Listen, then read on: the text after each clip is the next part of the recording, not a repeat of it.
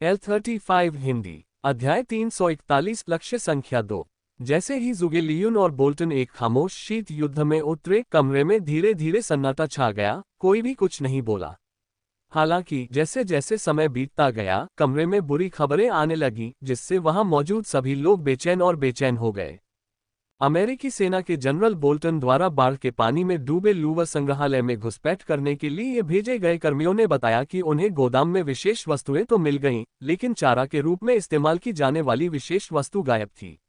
न केवल संयुक्त राज्य अमेरिका से संबंधित वस्तुएं गायब हो गईं, बल्कि वहां रखी असली कलाकृतियां भी गायब हो गईं।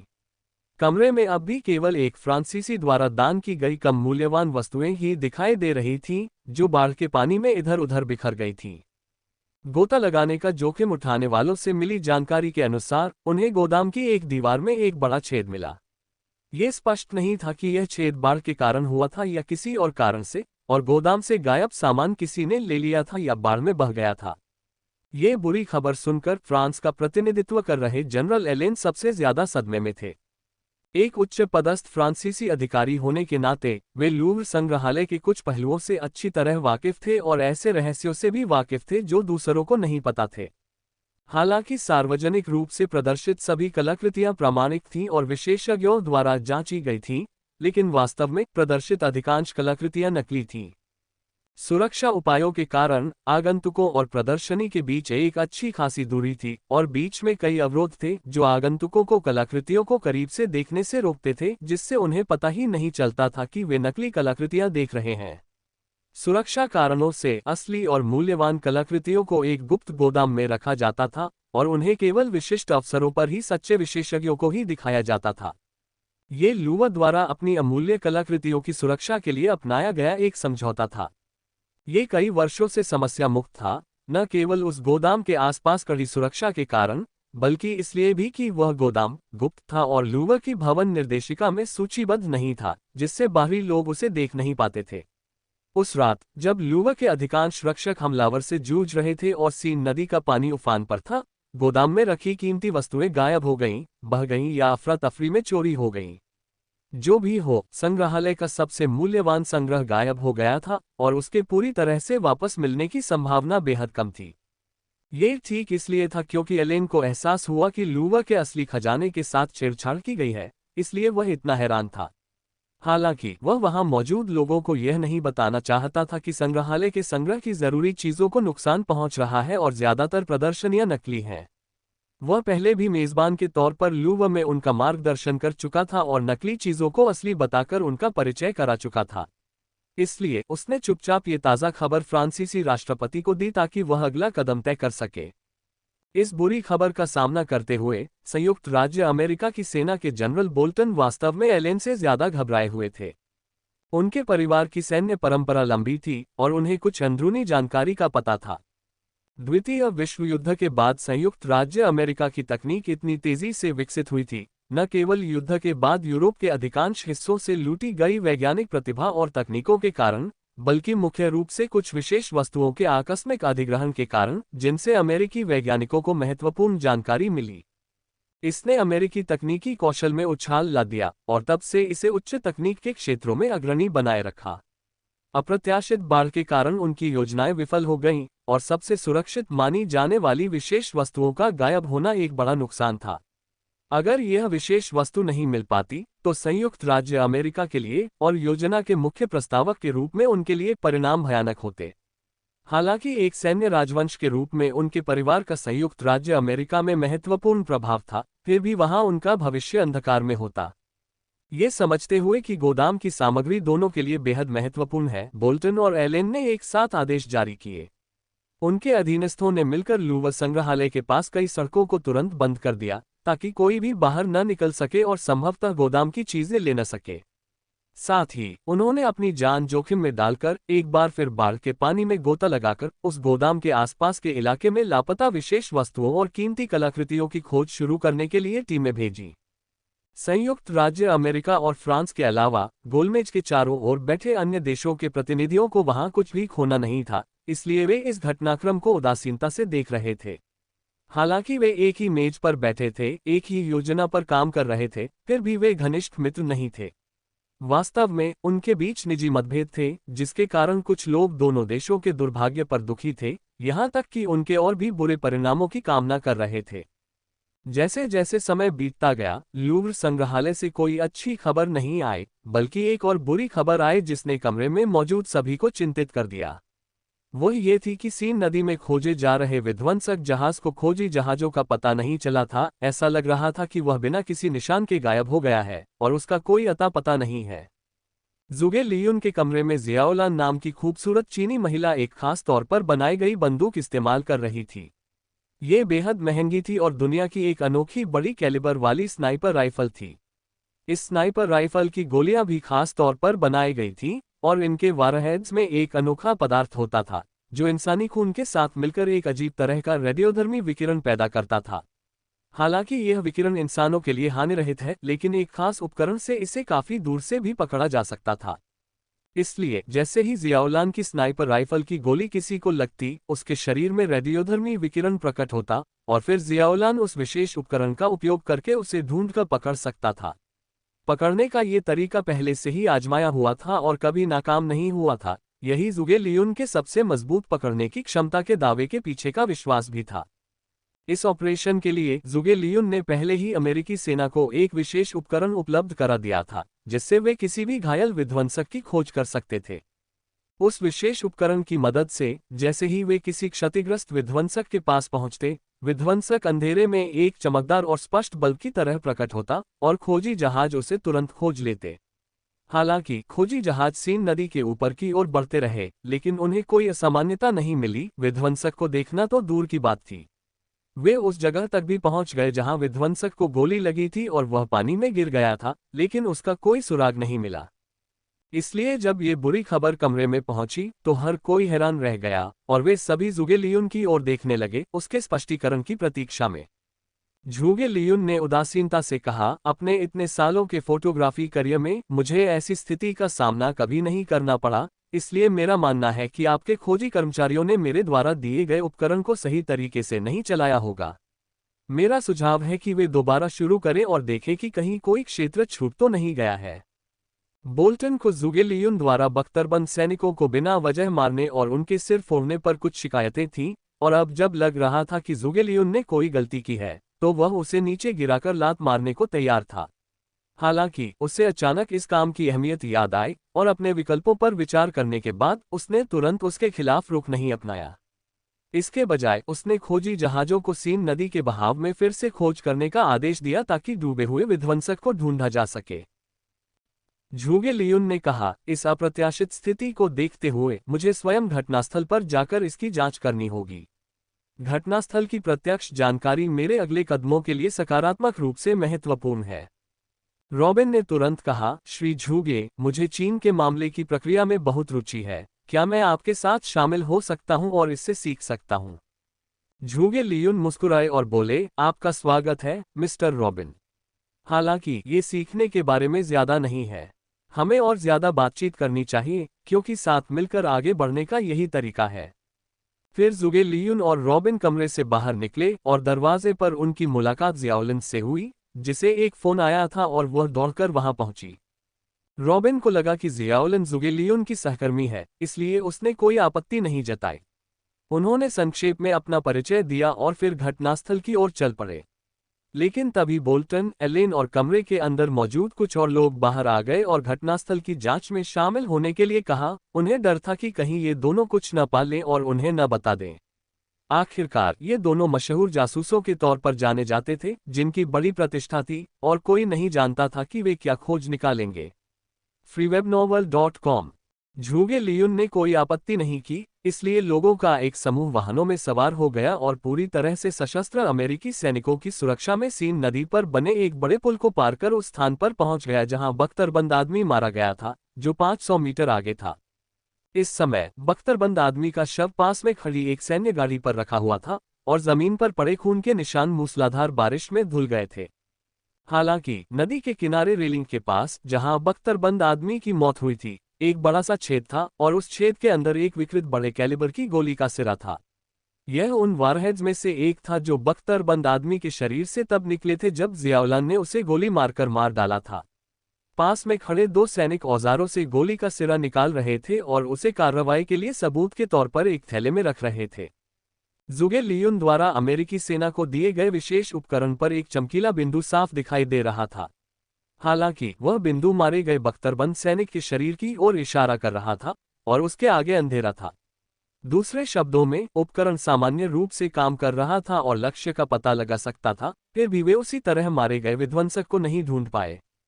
आसमान अभी भी लगातार गरज और बारिश से भरा हुआ था, जिससे ऐसा लग रहा था जैसे प्रलय आ गया हो। जुगे लियुन ने अपना रेनकोट कसकर लपेट लिया था और उस किनारे पर आंधी में खड़ा था जहां विध्वंसक को गोली लगी थी और वह पानी में गिर गया था। विध्वंसक सीन नदी की धारा के बीच में लगा था और फिर पानी में गिर गया, इसलिए विध्वंसक ने यहां कोई निशान नहीं छोड़ा। हालांकि जुगे लियुन उस समय दूरबीन से उस क्षेत्र का निरीक्षण कर रहे थे और उन्होंने देखा कि गोली विध्वंसक को भेदती हुई नदी की धारा के पत्थरों से टकराए और उनमें एक बड़ा छेद कर गई। इस प्रकार झुगे लियुन अपनी याददाश्त पर भरोसा करते हुए उस जगह की ओर बढ़ा जहां गोली ने पत्थर में छेद किया था, लेकिन वह कुछ स्तब्ध था, क्योंकि जहां उसे याद था कि छेद होना चाहिए था, वहां कुछ भी नहीं था और पत्थर का टुकड़ा बरकरार था। इसके अलावा वह बहुत पुराना लग रहा था, यहां तक कि काई से ढका हुआ, और आसपास के दूसरे पत्थरों के साथ बिल्कुल फिट बैठ रहा था, मानो वह हमेशा से। झुगे लियुन के चेहरे पर एक सतर्क भाव था। उसने धीरे से इशारा किया और जियाओलान, जो बिना कुछ बोले उसके पीछे पीछे चल रही थी, तुरंत आगे बढ़कर उस ईंट की जांच करने लगी जिसे चकनाचूर कर दिया जाना चाहिए था। उसके चेहरे पर भी एक अजीब सा भाव था। चूंकि वह निशानेबाज थी और गोली चलाने वाली थी, उसकी नज़र अद्भुत थी, इसलिए उसे ठीक ठीक पता था कि उसकी गोली कहाँ लगी है। जियाओलान को साफ याद था कि विध्वंसक पर उसकी मारक गोली लगने के बाद गोली विध्वंसक के शरीर से निकलकर आखिरकार इस ईंट से टकराए और उसमें एक छेद भी कर दिया। लेकिन अब ईंट पूरी तरह से सुरक्षित क्यों लग रही थी? शंकाओं से भरी, जियाओलान ने ईंट को हाथ से थपथपाया और जांचा, लेकिन उसे कुछ भी असामान्य नहीं लगा। उसे लगा कि ईंट बदली हुई नहीं थी, क्योंकि वह दूसरी ईंटों जैसी ही दिख रही थी, बिना किसी अंतर के। हालांकि अजीब बात यह थी कि कमरे से बाहर निकलते समय उसकी नज़र इस ईंट पर पड़ी थी और उस समय ईंट में एक छेद था। अब वह छेद क्यों गायब हो गया था? अगर किसी ने इस ईंट को बदला ही नहीं होता, तो गोली का छेद और गोली कहाँ गई? गोली विध्वंसक के शरीर को चीरती हुई विध्वंसक का खून वारहीद पर ले गई थी। इस गोली को बरामद करके वे विध्वंसक का डीएनए प्राप्त कर सकते थे। फिर वैश्विक सीमा में खोज करके वे विध्वंसक की पहचान निर्धारित कर सकते थे। भले ही वे सीन नदी में विध्वंसक का शरीर न पा सकें, गोली से डीएनए प्राप्त करने से विध्वंसक की पहचान निश्चित रूप से स्थापित हो जाती और विध्वंसक के पीछे के संगठन का पता लगाने में मदद मिलती। लेकिन यह महत्वपूर्ण गोली का सिरा गायब हो गया था, क्यों? freewebnovel.com। जियाओलन न केवल एक सूक्ष्म विचार वाली व्यक्ति थी, बल्कि उसके पास कई अद्भुत क्षमताएं भी थीं। फिर भी ऐसी विचित्र स्थिति का सामना करते हुए वह यह अनुमान नहीं लगा सकी कि क्या हुआ था। हालांकि चूंकि गोली का सिर गायब हो गया था, इसलिए विध्वंसक की पहचान की पुष्टि करने का एकमात्र तरीका विध्वंसक के डूबे हुए शरीर को खोजना था। फिर भी सीन नदी के किनारे खोजी जहाज को तब तक विध्वंसक का पता नहीं चला था, तो अब विध्वंसक कहाँ हो सकता है? सीन नदी के किनारों पर निगरानी कैमरे लगे हुए थे, लेकिन उन्हें किसी के किनारे पर चढ़ने का कोई संकेत नहीं मिला था, इसलिए विध्वंसक अभी भी सीन नदी की तलहटी में ही होगा। लेकिन नदी में कहाँ? झुगे लियुन, जो पहले से ही शांत स्वभाव का था, जब उसे पता चला कि घटनास्थल पर हालात उसकी उम्मीदों से कहीं ज्यादा खराब थे, तो वह चिंतित हो गया और जियाओलान से मदद मांगने लगा। उसने जियाओलान की बात पर पूरा भरोसा किया और अपनी सारी उम्मीदें उसी पर टिका दी। उसने देखा कि जियाओलान पहले तो उफनती सीन नदी को और फिर नीचे की ओर जा रहे खोजी जहाज को देख रही थी। अचानक जियाओलान की आंखें चमक उठी, क्योंकि उसे एक संभावना सूझी और उसने झुगे लियुन के कान में जल्दी से कुछ शब्द फुसफुसाए। झुगे लियुन का उत्साह बढ़ा। वह बोल्टन और रॉबिन के पास गया, जो सीन नदी की सतह का निरीक्षण कर रहे थे, और कहा, हमें गुमराह किया गया था, ये सोचकर कि यहाँ मेरी गोली से विध्वंसक के गंभीर रूप से घायल होने के बाद तेज धाराएं उसे नीचे की ओर बहा ले जाएंगी, और इसलिए हम सब उस दिशा में खोज रहे थे। लेकिन हमने एक संभावना को नजरअंदाज कर दिया। विध्वंसक कोई साधारण व्यक्ति नहीं है, वह शक्तिशाली शारीरिक क्षमताओं वाला एक महामानव है। अगर उसे मेरी गोली भी लगी होती, तो भी उसकी गतिशीलता पूरी तरह से नहीं जाती, जिसका अर्थ है कि वह नीचे की ओर नहीं बहता, बल्कि विपरीत दिशा में सीन नदी के ऊपर की ओर तैर सकता था। जुगे लियुन की बातें सुनकर रॉबिन और बोल्टन की आंखें तुरंत चमक उठीं। आम इंसान होने के नाते वे मार्शल आर्ट की क्षमताओं से ज्यादा परिचित नहीं थे और अवचेतन रूप से सोचते थे कि एक बार गोली लगने पर विध्वंसक हिलने डुलने की क्षमता खो देगा और स्वाभाविक रूप से नीचे की ओर बह जाएगा। अब जुगे लियुन की याद दिलाते हुए उन्होंने जल्दी से अपनी नजर सीन नदी की ऊपरी धारा की ओर घुमा ली। एक नए लक्ष्य के साथ बोल्टन ने जोर जोर से आदेश जारी करना शुरू कर दिया और सीन नदी में ऊपर की ओर खोज करने के लिए एक खोजी जहाज को रवाना कर दिया। आदेश मिलते ही जहाज धारा के विपरीत दिशा में ऊपर की ओर बढ़ गया और नदी तल की खोज के लिए जहाज पर मौजूद विभिन्न उपकरणों का इस्तेमाल किया। जुगे लियुन के याद दिलाने पर यह खोजी जहाज धीरे धीरे आगे बढ़ा, नदी तल का सावधानीपूर्वक निरीक्षण किया और किसी भी कोने को जांच से नहीं छोड़ा। freewebnovel.com। लगभग 1 किलोमीटर ऊपर की ओर जाने के बाद भी खोजी जहाज के विशेष उपकरण को कोई संकेत नहीं मिला था और सभी कुछ हद तक निराश हो रहे थे। तभी जहाज पर लगे एक अन्य उपकरण ने कुछ असामान्य आंकड़े उत्सर्जित किए। इस आंकड़े से नदी के तल के बीचों बीच एक विशाल धात्विक प्रतिक्रिया का पता चला। इस उपकरण से और निरीक्षण करने पर उन्हें नदी के तल के बीचों बीच धातु का एक बड़ा टुकड़ा मिला, जिसका आकार स्पष्ट रूप से हवाई जहाज जैसा था। ये ताज़ा जानकारी मिलने पर रॉबिन, जो खोजी जहाज का पीछा कर रहा था, खुश हो गया। बोल्टन से नजरें मिलाने और एक दूसरे की आंखों में उत्साह देखने के बाद बोल्टन का चिंतित भाव तुरंत गायब हो गया, उसकी जगह उत्साह ने ले ली। उसने रेडियो उठाया और एक नया आदेश जारी किया, लक्ष्य 2 देखा गया है, तुरंत प्लान बी पर आगे बढ़ो। जैसे ही बोल्टन का आदेश जारी हुआ, सीन नदी के किनारे सड़कों पर अमेरिकी सैन्य वाहनों का एक समूह अचानक प्रकट हो गया, जिन्हें पता ही नहीं चला कि वे कब पहुंचे। ये सैन्य वाहन पूरी तरह से सशस्त्र सैनिकों से भरे हुए थे, जो मूसलाधार बारिश का सामना करते हुए नदी के उस हिस्से को घेर रहे थे। जहाज पर ही बैठे जुगे लियुन और जियाउलान ने एक दूसरे को देखा, बेचैनी महसूस कर रहे थे, मानो उन्होंने कोई जरूरी बात नजरअंदाज कर दी हो और अमेरिकियों और अंग्रेजों ने उन्हें मात दे दी हो। उनके बगल में खड़े फ्रांस के जनरल एलेन ने भी यही सोचा। बोल्टन और रॉबिन के पास कुछ और ही इंतजाम था। हालांकि उन्हें विध्वंसक जहाज नहीं मिला था और जिस खास चीज को वे चारा समझ रहे थे वह गायब हो गई थी। फिर भी नदी की सतह के नीचे धातु के हवाई जहाज जैसा दिखने वाला एक बड़ा टुकड़ा देखकर वे बेहद खुश हुए और तुरंत प्लान बी को अंजाम देने का आदेश जारी कर दिया।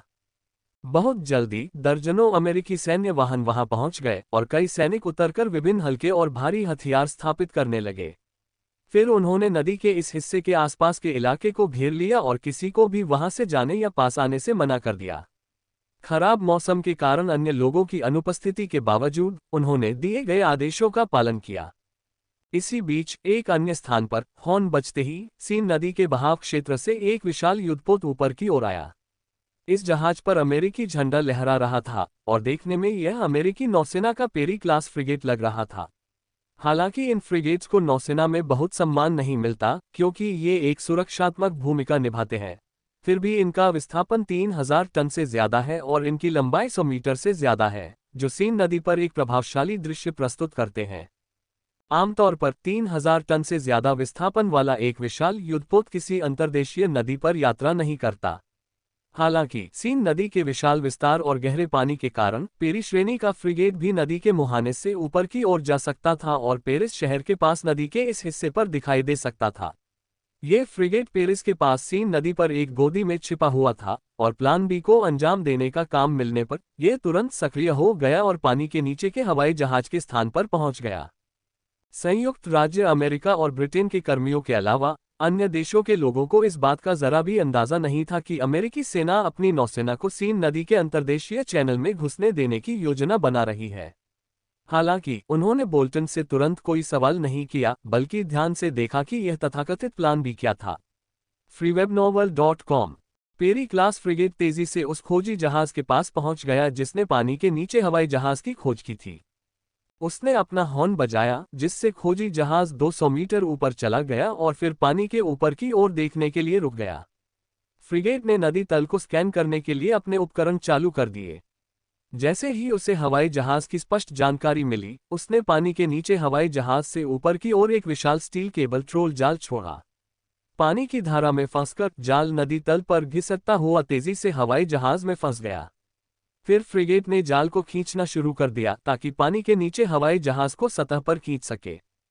यान फेई बेहोशी की हालत में था जब अचानक एक जोरदार झटके ने उसे जगा दिया। आंखें खोलकर उसने पानी के नीचे अराजकता देखी, जिसमें कई वस्तुएं धारा के साथ बह रही थीं। उसका ड्रोन अवतार दरअसल एक बड़े जाल में फंसा हुआ था और लगातार सतह की ओर खींचा जा रहा था। नदी तल पर चट्टानों से लगातार टकराहट हो रही थी, लेकिन ड्रोन का शरीर मजबूत था और इन झटकों के बावजूद उसे कोई नुकसान नहीं पहुंचा। इससे पहले यान फेई को एक गंभीर चोट लगी थी, जिसमें उसकी पूरी दाहिनी छाती एक बड़े कैलिबर की गोली से छलनी हो गई थी और वह हिलने डुलने की क्षमता खो बैठा था। हालांकि काले गोले से रहस्यमय ऊर्जा का संचार होने के बाद उसकी चोटें तेजी से ठीक होने लगीं। जब वह शोरगुल से चौंक कर उठा, तो उसने पाया कि उसकी 70% चोटें ठीक हो गई थीं और वह फिर से हिलने डुलने में सक्षम हो गया था। यहाँ तक कि उसकी छाती का घाव भी पपड़ीदार होकर गिर गया था। ऐसा लग रहा था जैसे उसे कभी चोट लगी ही न हो, जो आश्चर्यजनक था। हालांकि काले गोले से रहस्यमय ऊर्जा अब यान फेई में प्रवाहित नहीं हो रही थी, इसलिए वह काले गोले को ब्रह्मांडीय अंतरिक्ष में ले गया। ये काला गोला, एक जीवनरक्षक पवित्र कलाकृति, अपना मूल्य सिद्ध कर चुका था और इसे गलत तरीके से इस्तेमाल नहीं किया जा सकता था। समय देखने पर यान फेई ने पाया कि वह 40 मिनट से ज्यादा समय से बेहोश था और अब पेरिस समयानुसार रात के 11:30 बज रहे थे। फिर उसने नदी के ऊपर की स्थिति का जायजा लेने के लिए ड्रोन के क्वांटम रडार को चालू किया और उसे तुरंत अपनी मुश्किल का एहसास हुआ। ड्रोन अवतार सतह पर एक विशाल युद्धपोत द्वारा छोड़े गए स्टील केबल ट्रोल जाल में फंस गया था और सतह पर घसीटा जा रहा था। और पास ही नदी के किनारे बड़ी संख्या में अमेरिकी सैनिक जमा थे, जो नदी की ओर निशाना साधे विभिन्न भारी हथियारों को नियंत्रित कर रहे थे। इसके बावजूद बाहर अभी भी गरज और बारिश हो रही थी। ऐसा दृश्य मानो दुनिया का अंत हो गया हो। बेहोश होने से पहले यान फेई ने सहायक मस्तिष्क को सिर्फ 1 किलोमीटर ऊपर की ओर डूबने और फिर नदी के तल पर घात लगाकर बैठने का निर्देश दिया था, जिसके बाद वह बेहोश हो गया। इसी दौरान अप्रत्याशित रूप से ड्रोन अवतार को एक युद्धपोत ने खोज लिया और उसके जाल में फंस गया। चूंकि ड्रोन अवतार को उससे कोई आदेश नहीं मिला था, इसलिए वह नदी तल पर ही रुका रहा, जिससे ऊपर मौजूद युद्धपोत उसे जाल में फंसाकर पकड़ सके। यान फेई को अभी अभी होश आया था और उसे अभी तक समझ नहीं आया था कि बाहर रहते हुए असल में क्या हुआ था। वह अभी भी उस स्नाइपर से डरा हुआ था जिसने उस पर हमला किया था। उस स्नाइपर के सामने वह खुद को एक शिशु की तरह असहाय महसूस कर रहा था, बिना किसी जवाबी हमले की शक्ति के। इसने एक बार फिर मार्शल आर्ट और व्यक्तिगत आग्नेयास्त्रों की तुलनात्मक ताकत के बारे में उसके नजरिए को उलट दिया था। हालांकि अब वह ड्रोन कॉकपिट में सुरक्षित था, ड्रोन बॉडी द्वारा संरक्षित, स्नाइपर के खतरे की पहुंच से बाहर। जैसे ही यान फेई को ड्रोन और खुद की स्थिति का एहसास हुआ, उसने तुरंत ड्रोन को सीन नदी में डुबोने के लिए नियंत्रित कर लिया। ड्रोन में पानी के नीचे की ओर जाने की अद्भुत क्षमता थी, लेकिन उसका सामना एक पेरी क्लास फ्रिगेट से था और स्टील के केबल का जाल बेहद मजबूत था, इसलिए ड्रोन जाल की उलझन से मुक्त नहीं हो सका। सैन्य पोत पर जब बोल्टन और रॉबिन को पता चला कि पानी में डूबा विमान सचमुच शुरू हो गया है और पानी के नीचे गोता लगा रहा है, तो उनकी खुशी का ठिकाना नहीं रहा। उन्होंने वाकई दूसरों से कुछ छिपाया था। आज रात के ऑपरेशन में विध्वंसक को निशाना बनाना उनके लक्ष्यों में से एक था। उनका सबसे अहम मकसद पानी की सतह के नीचे गोता लगाने में सक्षम इस F-15 लड़ाकू विमान का पता लगाना था। यही मुख्य कारण था कि बोल्टन उस विशेष वस्तु के गायब होने की बात भी भूल गए। अमेरिका ने उस विशेष वस्तु पर शोध लगभग पूरा कर लिया था और शोध जारी रखने से कोई और उपयोगी परिणाम मिलने की संभावना नहीं थी। इसलिए इसके खो जाने से आसमान नहीं गिरेगा, लेकिन इस F-15 पर उनका कब्जा होना अमेरिका के लिए बेहद महत्वपूर्ण हो सकता है। यह उनके लंबे समय से रुके हुए तकनीकी विकास के वृक्ष में नई वृद्धि का सूत्रपात भी कर सकता है। freewebnovel.com। जब से लेवल 3 ड्रोन अवतार अफ्रीका में प्रकट हुआ और वहां तैनात अमेरिकी सेना के खिलाफ शानदार जीत हासिल की, तब से अमेरिकी सेना ड्रोनों का गहन अध्ययन कर रही थी।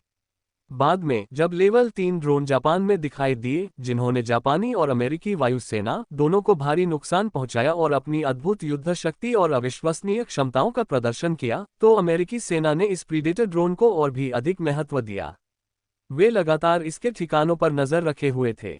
दुर्भाग्य से प्रीडेटर ड्रोन अमेरिकी और जापानी सेनाओं से लड़ने के बाद बिना किसी निशान के गायब हो गया। हालांकि इस ड्रोन के गायब होने के कुछ ही समय बाद टोक्यो के आसमान में एक बिल्कुल नया F-15 लड़ाकू विमान दिखाई दिया। इस F-15 लड़ाकू विमान ने टोक्यो बंदरगाह पर तांडव मचा दिया और बिना किसी प्रयास के जापानी और अमेरिकी सैन्य बलों को मार गिराया। बाद में ये लड़ाकू विमान दियाओयू द्वीप समूह के पास प्रादेशिक जल में दिखाई दिया, जिसने एक बार फिर जापानी लड़ाकू विमानों और तटरक्षक गश्ती नौकाओं को भारी नुकसान पहुंचाया। कुछ दिन पहले यह F-15 मध्य पूर्व में सीरिया की एक घाटी में भी दिखाई दिया था और अंदर मौजूद सभी लड़ाकू कर्मियों का सफाया कर दिया था। प्रीडेटर ड्रोन और F-15 लड़ाकू विमान दोनों की कालानुक्रमिक जानकारी का विश्लेषण करने के बाद अमेरिकी पक्ष एक चौंकाने वाले निष्कर्ष पर पहुंचा। F-15 लड़ाकू विमान को मूल प्रीडेटर ड्रोन से संशोधित किया गया था। इसका मतलब था कि जैसे ही F-15 लड़ाकू विमान दिखाई दिया, पिछला प्रीडेटर ड्रोन गायब हो गया। इसके बाद अमेरिकी खुफिया समुदाय ने इस उन्नत F-15 लड़ाकू विमान का संचालन करने वाले के बारे में विश्लेषण करना शुरू किया। ये देखते हुए कि F-15 को मध्य पूर्व में सीरियाई क्षेत्र में देखा गया था, जहां इसने सीरिया में विभिन्न गुटों के साथ गुप्त रूप से साजिश रच रहे अमेरिकी सैन्य बलों का सफाया कर दिया था, और ये देखते हुए कि विध्वंसक भी अल हत्यारे को खत्म करने के लिए गायब नोविचोक जहरीली गैस का इस्तेमाल करते हुए पास में ही दिखाई दिया था, उन्होंने तुरंत रहस्यमय F-15 को विध्वंसक से जोड़ दिया, यह मानते हुए कि विध्वंसक ही F-15 को उड़ा रहा था। सहायता के अनुरोध पर ब्रिटेन ने अपने प्रसिद्ध जासूस रॉबिन को अमेरिका के साथ खुफिया विश्लेषण में शामिल होने के लिए भेजा। रॉबिन के उत्कृष्ट खुफिया विश्लेषण कौशल और जटिलताओं को सुलझाने की क्षमता के कारण उसने और भी बहुमूल्य खुफिया जानकारी हासिल की। इस F-15 लड़ाकू विमान की अद्भुत क्षमताओं को देखते हुए अमेरिकी सेना इसे पकड़ने और इसमें लगी उच्च तकनीक हासिल करने के लिए बेहद उत्सुक थी।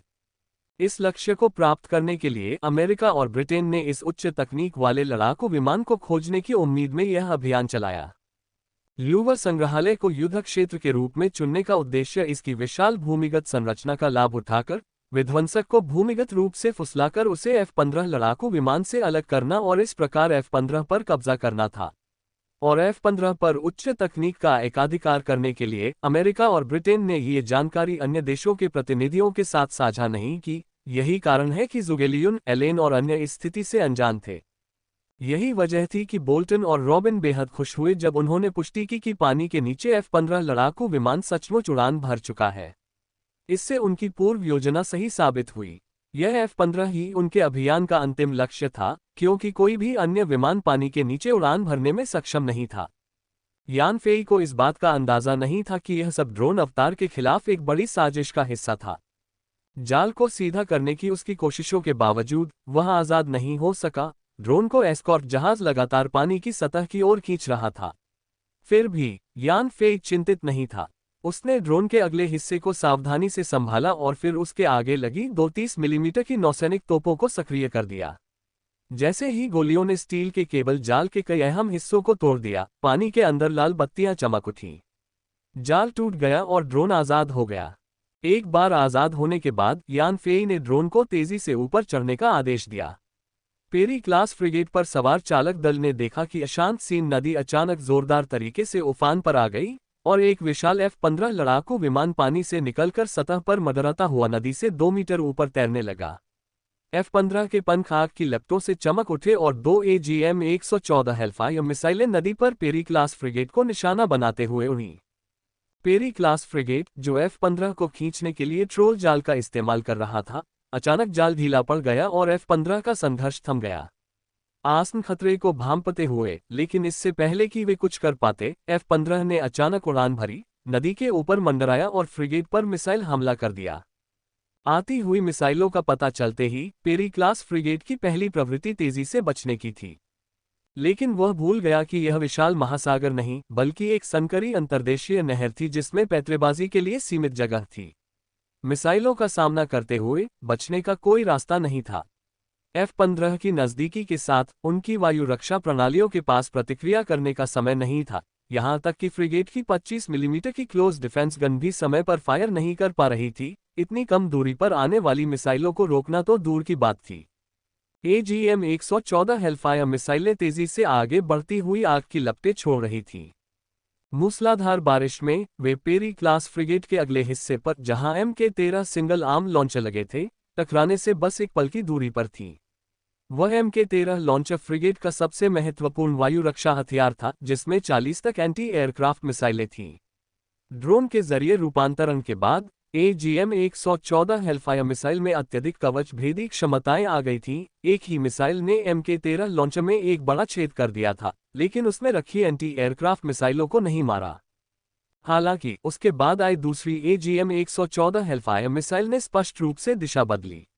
ये पहली मिसाइल द्वारा बनाए गए विशाल छेद में जा घुसी और 40 विमानरोधी मिसाइलों के भंडार पर हमला कर दिया, जिससे एक जोरदार श्रृंखलाबद्ध विस्फोट हुआ। फिर सीन नदी के तट पर मौजूद अमेरिकी सैनिकों ने फ्रिगेट के अगले हिस्से से तीव्र श्रृंखलाबद्ध विस्फोट होते देखे, जिसके बल पर पेरी श्रेणी का फ्रिगेट पानी से बाहर आ गया और फिर नदी की सतह पर बुरी तरह से गिर गया। तब तक पेरी क्लास फ्रिगेट का अगला हिस्सा वायु रक्षा मिसाइलों के विस्फोटक विघटन से पूरी तरह नष्ट हो चुका था। आग की लपटें जहाज को अपनी चपेट में ले चुकी थीं और तेजी से फैलती जा रही थी, जब तक कि पूरा फ्रिगेट एक ऐसी आग की लपटों में गिर नहीं गया जिसे मूसलाधार बारिश भी नहीं बुझा पा रही थी। जैसे ही वह वापस पानी में गिरा, उसमें भारी मात्रा में पानी भर गया। पेरी क्लास फ्रिगेट पर सवार कमांडर दंग रह गया। उसने कभी सोचा भी नहीं था कि समुद्र में युद्ध प्रशिक्षित एक जहाज एक अंतर्देशीय नदी में डूब जाएगा और एक विचित्र विमान से टकरा जाएगा जिसने पानी के नीचे उड़ान भरी थी और उसमें रखी 40 एंटी एयरक्राफ्ट मिसाइलें दाग दी। विस्फोट इतना शक्तिशाली था कि एक मजबूत युद्धपोत भी उसे झेल नहीं पाया।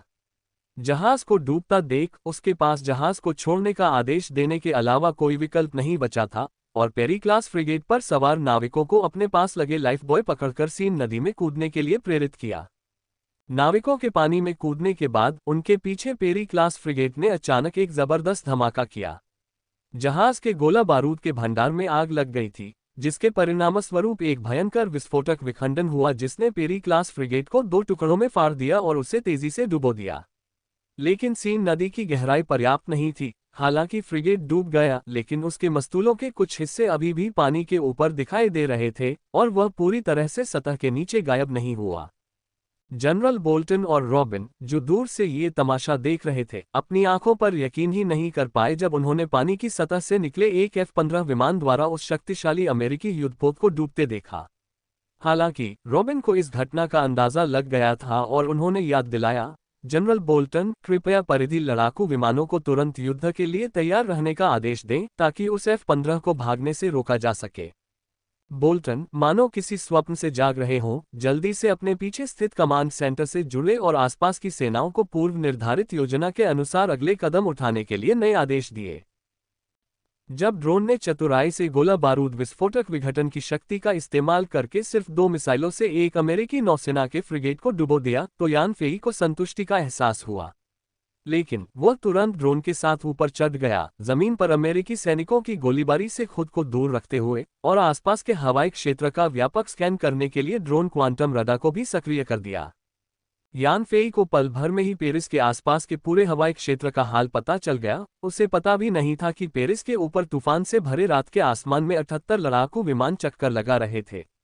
ये सभी विमान हवाई युद्ध के लिए डिजाइन किए गए थे और हालांकि इनके कई मॉडल थे, लेकिन सभी अमेरिका और फ्रांस के थे। ये विशाल गरजते बादलों के नीचे चक्कर लगा रहे थे और एक समय पर पेरिस के केंद्र के चारों ओर एक बड़ा घेरा बना चुके थे। यान फेई को नहीं पता था कि ये लड़ाकू विमान पेरिस के बाहरी इलाके में क्यों तैनात थे, लेकिन उसने सहज ही खतरे को भांप लिया। वह चरम मौसम की रात थी, जब आमतौर पर कोई भी विमान ऐसी खतरनाक परिस्थितियों में उड़ान भरने की हिम्मत नहीं करता। तूफान में उड़ान भरना तो और भी खतरनाक था। इसलिए जब ये विमान उस रात दिखाई दिए जब उन्हें नहीं आना चाहिए था, तो उनका इरादा साफ हो गया। वे यान फेई के ड्रोन से निपटने के लिए ही वहां थे।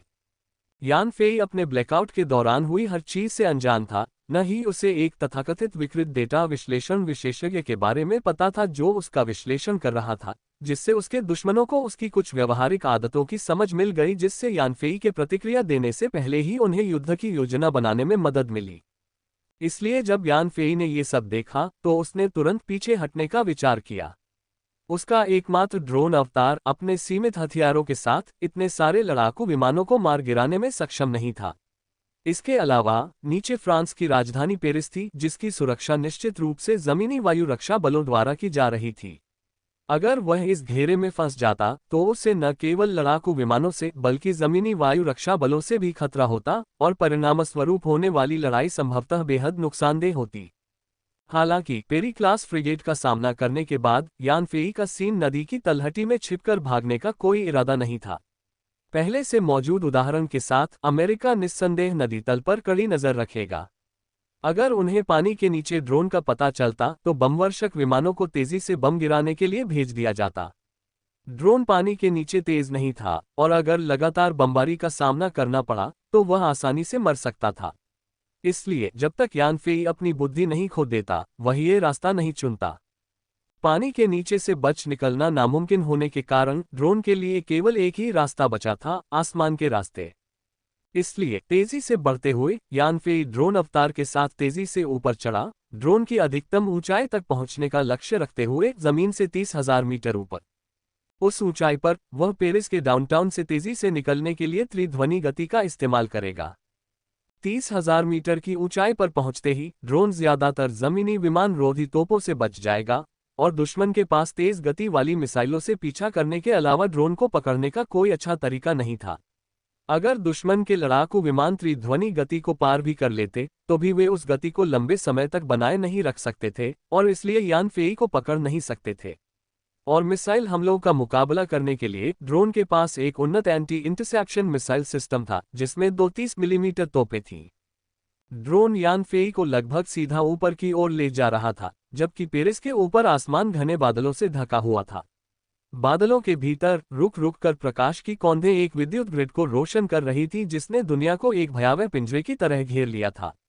जैसे ही ड्रोन बादलों में दाखिल हुआ, यान फेई ने बिजली की एक चमक देखी और ड्रोन बॉडी पर कई बिजली के बोल्ट गिरे। यान फेई चौंक गया और उसने तुरंत ड्रोन के ऊर्जा बिंदुओं में तेजी से गिरावट महसूस की। तभी ड्रोन के शरीर पर एक शक्तिशाली विद्युत धारा प्रवाहित हुई जिससे चटकने जैसी आवाज आए। ड्रोन कॉकपिट में बैठे यान फेई को बिजली का झटका लगा और वह उछल पड़ा, उसके बाल शाही की तरह खड़े हो गए और लकवाग्रस्त होकर वह लगभग बेहोश हो गया। ड्रोन 1000 मीटर की ऊंचाई तक पहुंच गया और जैसे ही वह गरजते बादल से घिरे क्षेत्र में पहुंचा, तूफान के भीतर से बिजली कड़कने लगी। कॉकपिट में बैठे यान फेई को एक तेज बिजली का झटका लगा जिससे उसकी आंखें तुरंत टेढ़ी हो गईं और उसका शरीर लकवाग्रस्त हो गया, यहां तक कि उसके विचार भी अस्त व्यस्त हो गए, जिससे ड्रोन पर उसका नियंत्रण खत्म हो गया। यान फेई की मदद के बिना ड्रोन तुरंत अव्यवस्थित उड़ान की स्थिति में पहुंच गया। कुछ दूर तक वह बेतरतीब ढंग से उड़ता हुआ दिखाई दिया, फिर उसकी नाक नीचे की ओर झुक गई और उसका शरीर तेजी से घूमते हुए नीचे गिरने लगा। ड्रोन तेजी से नीचे उतरा जब तक कि वह जमीन से सिर्फ 200 मीटर ऊपर नहीं आ गया, तब यान फेई आखिरकार बिजली से प्रेरित भ्रम की स्थिति से बाहर आया। फिर उसने खिड़की के बाहर पेरिस शहर की ऊंची ऊंची इमारतें देखीं और अनियंत्रित ड्रोन जमीन की ओर तेजी से बढ़ रहा था। उसने तुरंत ड्रोन की होविंग क्षमता को सक्रिय कर दिया, जिससे वह हवा में ही लटक गया।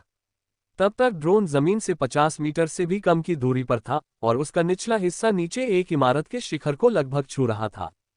बेहद कम समय में ड्रोन तेज गति से गिरने से पूरी तरह मडराने लगा, जिससे उसकी शक्तिशाली पैंतरेबाजी और मजबूत संरचना का प्रदर्शन हुआ।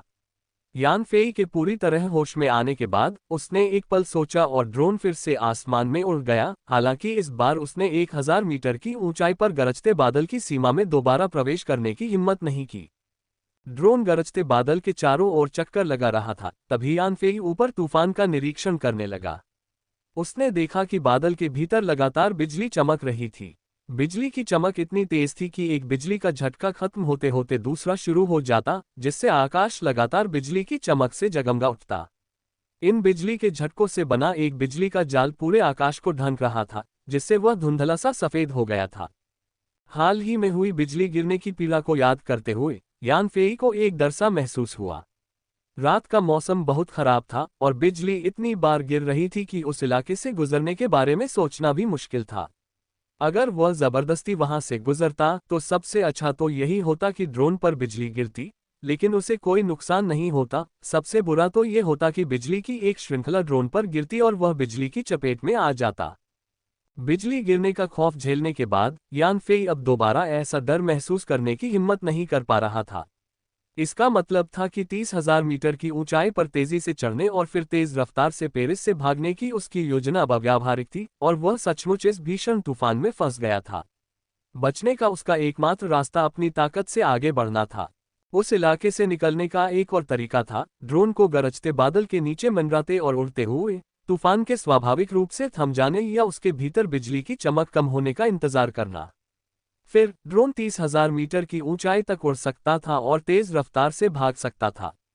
यह विकल्प सबसे ज्यादा दोषपूर्ण था, अपनी किस्मत को भाग्य के हाथों में छोड़ देने के बराबर, क्योंकि कोई नहीं बता सकता था कि तूफान कब थमेगा या बिजली कब बंद होगी।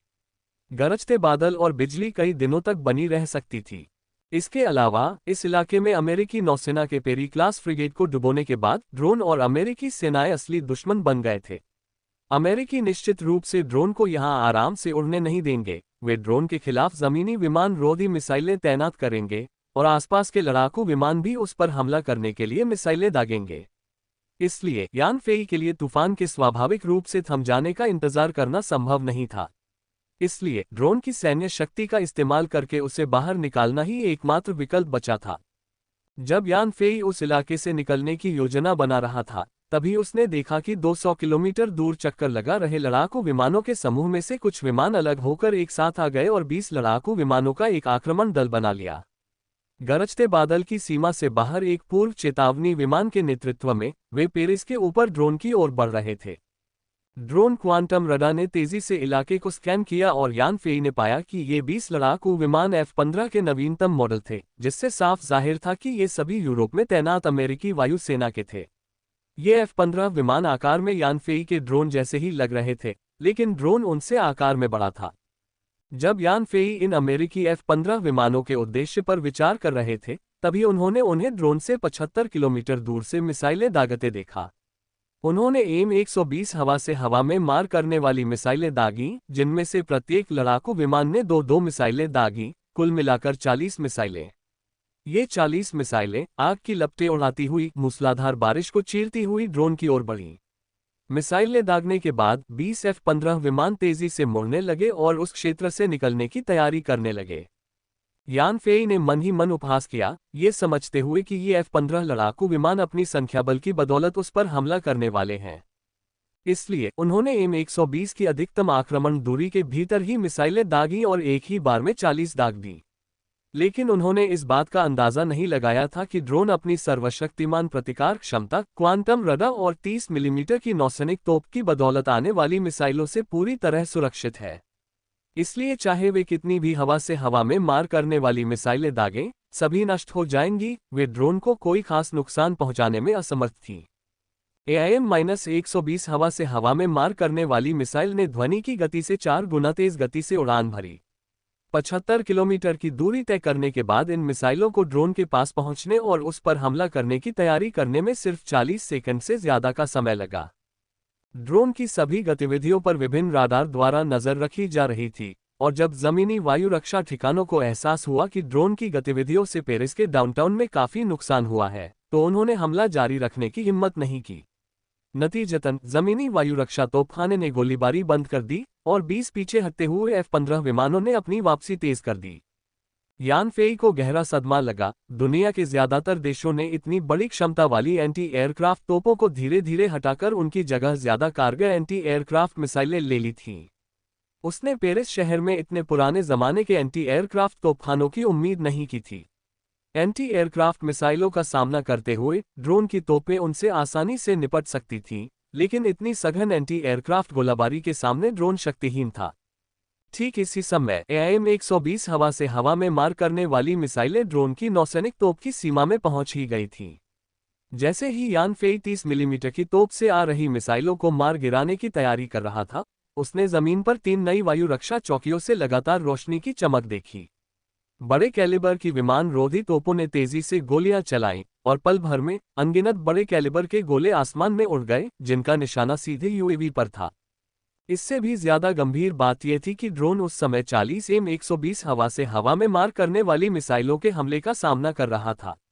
ऑक्सिलरी ब्रेन की कंप्यूटिंग और नियंत्रण क्षमताओं के साथ इन मिसाइलों से निपटना पहले से ही एक चुनौती थी। जमीनी विमान रोधी तोपखाने के हमले से निपटने के लिए कोई अतिरिक्त समय ही नहीं था। यान फेई की शुरुआती योजना इन हवा से हवा में मार करने वाली मिसाइलों को नष्ट करने के लिए ड्रोन तोप का इस्तेमाल करने की थी, लेकिन जमीनी तोपखाने के हमले का अनुभव करने के बाद वह फ्रांसीसी सरकार से बेहद नफरत करने लगा था। ये हमला फ्रांसीसी वायु रक्षा मोर्चे से हुआ था और फ्रांसीसी सरकार ने इसकी मंजूरी जरूर दी होगी। इसलिए उसने मिसाइलों को नष्ट करने का विकल्प नहीं चुना, बल्कि पेरिस शहर के इलाके में कम ऊंचाई पर उड़ान भरी और मिसाइलों के खिलाफ गगनचुंबी इमारतों का इस्तेमाल किया। 2.5 मिनट बाद ड्रोन जेट विमानों के समूह से सिर्फ 20 किलोमीटर दूर था। ड्रोन का शरीर तेज गति से कंपन कर रहा था और उसके पंखों के नीचे की लाइटें लगातार टिमटिमा रही थीं, क्योंकि 20M120 हवा से हवा में मार करने वाली मिसाइलें एक साथ दागी जा रही थीं। क्वांटम रडार के मार्गदर्शन में मिसाइलें हर दिशा में अपने लक्ष्यों की ओर तेजी से बढ़ रही थीं।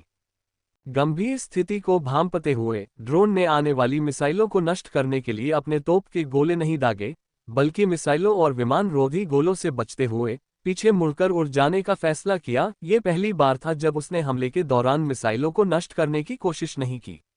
फिर उसने अपनी नाक नीचे की और अविश्वसनीय रूप से तेज गति से पेरिस के डाउनटाउन क्षेत्र की ओर उड़ान भरी। ड्रोन की 30 मिलीमीटर की तोप में कुल 3600 राउंड ही थे और उसने अभी 10 से ज्यादा इस्तेमाल किए थे।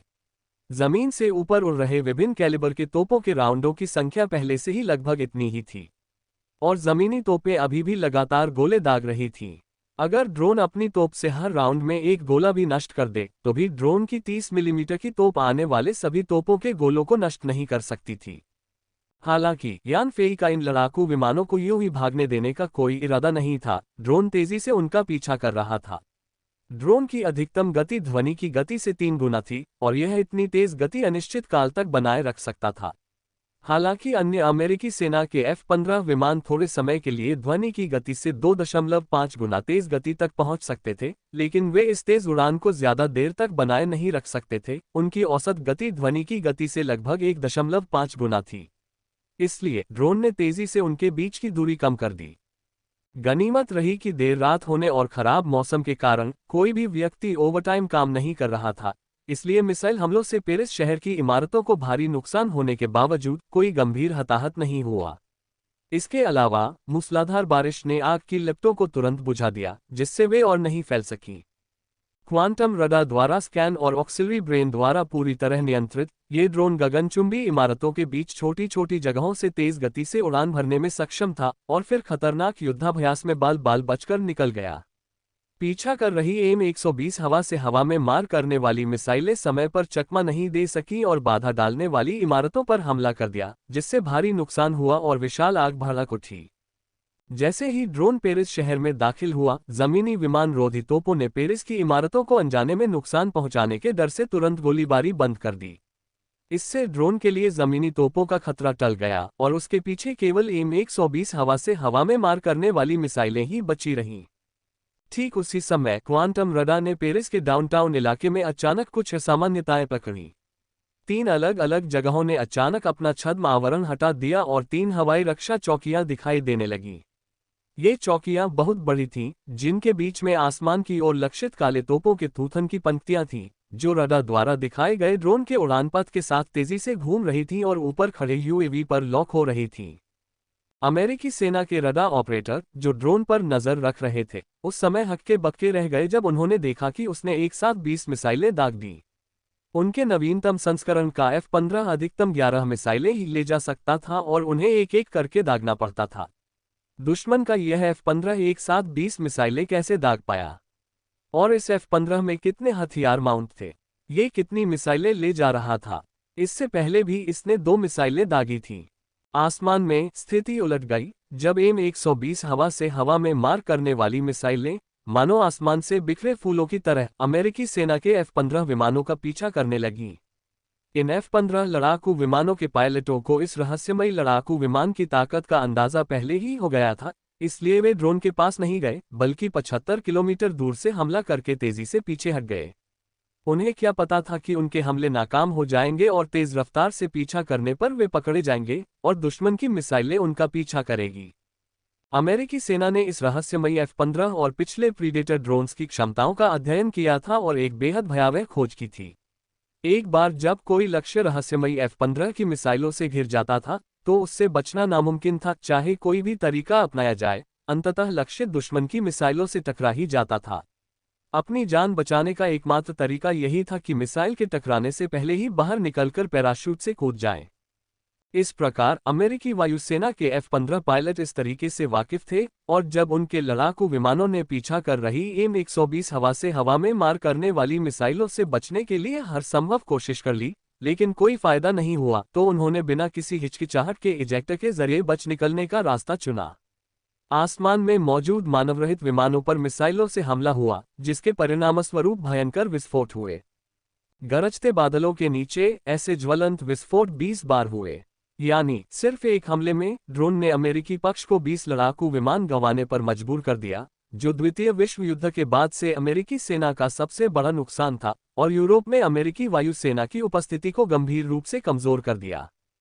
अमेरिकी सेना की युद्ध योजना के अनुसार परिधि को घेरने वाले लड़ाकू विमानों को एक व्यवधानकारी रणनीति को अंजाम देना था, जिससे उनके युद्धाभ्यास से ड्रोन का ध्यान भटक जाए।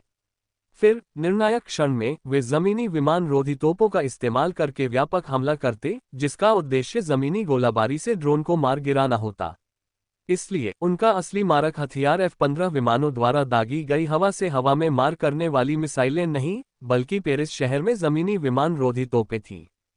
हालांकि अमेरिकी सेना ने गलत अनुमान लगाया, उन्हें उम्मीद नहीं थी कि ड्रोन पेरिस शहर में घुस जाएगा और असाधारण कौशल के साथ गगनचुंबी इमारतों के बीच उड़ान भरेगा, जिसके कारण AIM-120 एयर टू एयर मिसाइलें, जो शुरू में केवल ध्यान भटकाने के लिए थीं, इन इमारतों पर गिर गईं और पेरिस को भारी नुकसान पहुंचाया।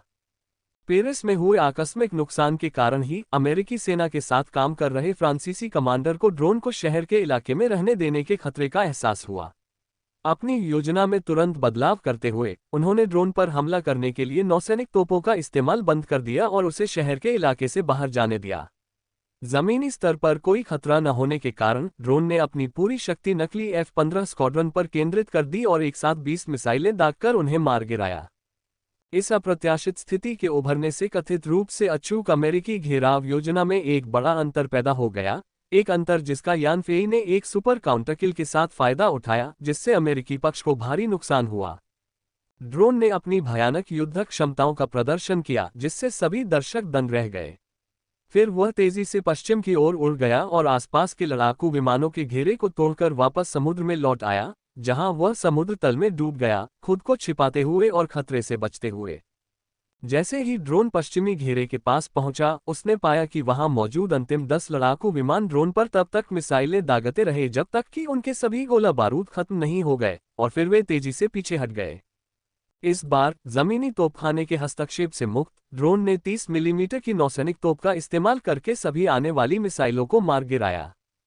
फिर लड़ाकू विमानों के साथ लगभग एक साथ दागी गई उसकी हवा से हवा में मार करने वाली मिसाइलें आगे के 10 लड़ाकू विमानों तक पहुंच गईं, और क्वांटम रडार के लॉक ऑन होने के कारण उनके पास बचने का कोई रास्ता नहीं बचा और ड्रोन ने उन्हें मार गिराया। लेकिन इन सभी लड़ाकू विमानों के पायलटों ने हवा से हवा में मार करने वाली मिसाइलों के हमले से पहले ही पैराशूट से कूदकर सुरक्षित निकलने का फैसला किया। ड्रोन अचानक बेकाबू हो गया और उसने एक ही झटके में 30 अमेरिकी सेना के F-15 लड़ाकू विमानों को नष्ट कर दिया। ये परिणाम संयुक्त राज्य अमेरिका के जनरल बोल्टन की उम्मीदों से कहीं ज्यादा था। उन्होंने अमेरिकी सेना के लड़ाकू विमानों के भारी नुकसान का दर्द महसूस किया, साथ ही फ्रांस की जमीनी विमान रोधी तोपों के इस महत्वपूर्ण क्षण में खामोश हो जाने से बेहद असंतुष्ट भी थे। संयुक्त राज्य अमेरिका की योजना एकदम सही थी। उन्होंने न केवल पेरिस क्षेत्र में फ्रांस की पुरानी वायु रक्षा चौकियों को युद्ध में भाग लेने के लिए चुपचाप तैनात कर दिया था, बल्कि दुश्मन को रोकने के लिए यूरोप में तैनात अमेरिकी वायु सेना के सबसे उन्नत लड़ाकू विमानों को भी तैनात कर दिया था। इसके अलावा भाग्यवश पेरिस के आसमान पर अचानक एक गरजते बादल का घेरा बन गया। वे पूरी तरह आश्वस्त थे और रहस्यमयी F-15 के खिलाफ इस ऑपरेशन को अपनी जीत की गारंटी मान रहे थे। अगर फ्रांस की जमीनी तोपें अमेरिकी सेना की कार्रवाई में सहयोग करती रहीं, तो इस बात की पूरी संभावना थी कि अमेरिकी सेना उस रहस्यमयी F-15 को मार गिरा सकती थी। हालांकि फ्रांस की अचानक हुई चूक के कारण ड्रोन पेरिस के डाउनटाउन क्षेत्र से बिना किसी बाधा के निकल गया। एक बार ड्रोन पूर्व निर्धारित स्थिति से निकल गया तो वह फ्रांस के विमान रोधी तोपखाने की हमले की सीमा से बाहर हो गया, जिससे उनकी पहले से बनाई गई कार्ययोजना बेअसर हो गई। बोल्टन की ओर देखते हुए, जिनका चेहरा गुस्से से लाल हो गया था, रॉबिन ने तुरंत सलाह दी, जनरल, आपको शांत रहना चाहिए। हालांकि वह रहस्यमयी F-15 लड़ाकू विमान पेरिस के डाउनटाउन इलाके को तोड़कर निकल गया है, लेकिन उसने हमें काफी जानकारी इकट्ठा करने का मौका भी दिया है। रॉबिन के प्रेरक शब्द सुनकर बोल्टन के चेहरे पर काफी नरमी आ गई। रॉबिन ने आगे कहा, अब तक उस F-15 का प्रदर्शन लगभग वैसा ही रहा है जैसा हमने अनुमान लगाया था। यह पानी के नीचे जा सकता है, सतह के नीचे यात्रा कर सकता है, आकाश में मंडराता है और लंबे समय तक ध्वनि की गति से 3 गुना तेज गति से उड़ सकता है। इसमें एक रहस्यमयी रडार सिस्टम भी लगा है और इसका पायलट मिसाइलों को मार गिराने के लिए ऑनबोर्ड नेवल गन का इस्तेमाल कर सकता है। ये सब हमारी गणना के दायरे में था, लेकिन कुछ ऐसे पहलू भी हैं जिनकी हमने कल्पना नहीं की थी। इस F-15 में मजबूत गतिशीलता और एक साथ बड़ी संख्या में मिसाइलें दागने की क्षमता भी है। एक और बात यह है कि इसके हथियार रैक पर जरूरत से ज्यादा मिसाइलें रखी हैं, जो हमारे कई लड़ाकू विमानों को मार गिराने और हमारी घेराबंदी को भेद कर भागने के लिए पर्याप्त है। इसलिए युद्ध का ये पहला दौर हमारी विफलता है। रॉबिन का विश्लेषण सुनकर बोल्टन की आंखों में फिर से लड़ाकू जोश आ गया और उन्होंने दृढ़ता से कहा, हालांकि वह रहस्यमयी F-15 शक्तिशाली लगता है, फिर भी हमने उसका मुकाबला करने के लिए कई योजनाएं बनाई हैं। हम युद्ध के पहले दौर में भले ही असफल रहे हों, लेकिन वह दूसरे दौर से बच नहीं पाएगा। अंतिम विजय निस्संदेह हमारी होगी। रॉबिन ने रडार पर प्रदर्शित डेटा पर नजर डाली और कहा, जनरल, जैसा कि हमने अनुमान लगाया था, लक्ष्य समुद्र की ओर बढ़ रहा है और अब हमले की सीमा में आ गया है। कृपया हमलों की दूसरी लहर शुरू करें। माइक्रोफोन लेते हुए बोल्टन ने कहा, लक्ष्य पूर्व निर्धारित स्थिति में पहुंच गया है, तुरंत क्लिप विंग्स ऑपरेशन को अंजाम दें। एक ही उड़ान के साथ यान फेई ने ड्रोन की उच्च गति की उड़ान और दुर्जय मारक क्षमता पर भरोसा करते हुए समुद्र में प्रवेश करने के अपने रास्ते में आने वाले सभी लड़ाकू जेट को खत्म कर दिया। अब आगे आसमान में केवल एक अमेरिकी वायुसेना E-3 सेंट्री प्रारंभिक चेतावनी विमान रह गया था।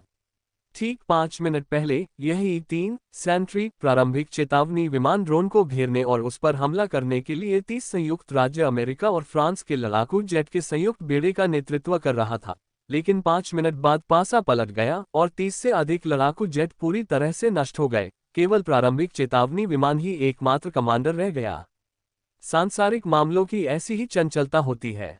हालांकि यही 3 सेंट्री पूर्व चेतावनी विमान अभी भी यानफेई के ड्रोन से 100 किलोमीटर से ज्यादा दूर था। गंभीर स्थिति को भांपते हुए इसने जल्दी से उस क्षेत्र से भागने का रास्ता बना लिया। हालांकि इस पूर्व चेतावनी विमान को वायुसेना की लड़ाकू शक्ति बढ़ाने वाला बताया जाता है, लेकिन ये तभी सच है जब इसके नियंत्रण में लड़ाकू विमान मौजूद हों। लड़ाकू विमानों के बिना इस पूर्व चेतावनी विमान की कोई लड़ाकू शक्ति नहीं रह जाती और अगर ये दूसरे लड़ाकू विमानों के हमले का सामना करता है तो इसे एक तरफा मौत का टिकट मिलना तय है। इस प्रकार गति बढ़ाते हुए ड्रोन ने दूर स्थित E-3 सेंट्री पूर्व चेतावनी विमान से दूरी तेजी से कम कर ली। पूर्व चेतावनी विमान की अधिकतम उड़ान गति केवल 855 किलोमीटर प्रति घंटा थी। ध्वनि की गति से 3 गुना तेज गति से ड्रोन के पीछा करने के कारण उनके बीच की दूरी तेजी से कम होती गई। जल्द ही ये दूरी घटकर 50 किलोमीटर रह गई और तभी जैसे ही ड्रोन क्वांटम रडार ने उस इलाके को स्कैन किया, उसने जमीन पर दूर एक अमेरिकी वायु रक्षा ठिकाने का पता लगाया, जहां एक patriot -3 anti aircraft missile system अभी उभरा था। इस मिसाइल सिस्टम का रडार आसमान में ड्रोन पर पूरी तरह से टिक गया और लॉन्च पैड से मिसाइलें तेजी से हवा में दागी गईं। 6 पैट्रियट -3 एंटी एयरक्राफ्ट मिसाइलें बेहद तेज गति से ड्रोन की ओर बढ़ीं। आ रही मिसाइलों को देखते हुए ड्रोन क्वांटम रडार ने एक त्वरित स्कैन किया और पाया कि 6 पैट्रियट -3 एंटी एयरक्राफ्ट मिसाइलें 6 अलग अलग दिशाओं से आगे, पीछे, बाएं, दाएं, ऊपर और नीचे ड्रोन पर हमला कर रही थीं। पैट्रियट -3 एंटी एयरक्राफ्ट मिसाइल की उड़ान की गति अविश्वसनीय रूप से तेज थी, जो ध्वनि की गति से 5 गुना ज्यादा थी।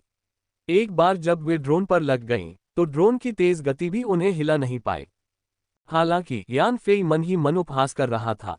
उसके पास पहले से ही मिसाइलों से निपटने की एक सुविचारित योजना थी, जिसमें क्वांटम रडार और एयरक्राफ्ट कैनन शील्ड्स का इस्तेमाल करना था। इसी उतावलेपन के बीच यान फेई ने एक M120 हवा से हवा में मार करने वाली मिसाइल दागी, जिसका निशाना E-3 सेंट्री पूर्व चेतावनी विमान था, जो अब 50 किलोमीटर दूर बेतहाशा भाग रहा था। फिर उसने अपना ध्यान केंद्रित किया और 6 पैट्रियट -3 एंटी एयरक्राफ्ट मिसाइलों के ड्रोन की नेवल गन फायरिंग रेंज में आने का इंतजार किया और फिर उन्हें तुरंत मार गिराया।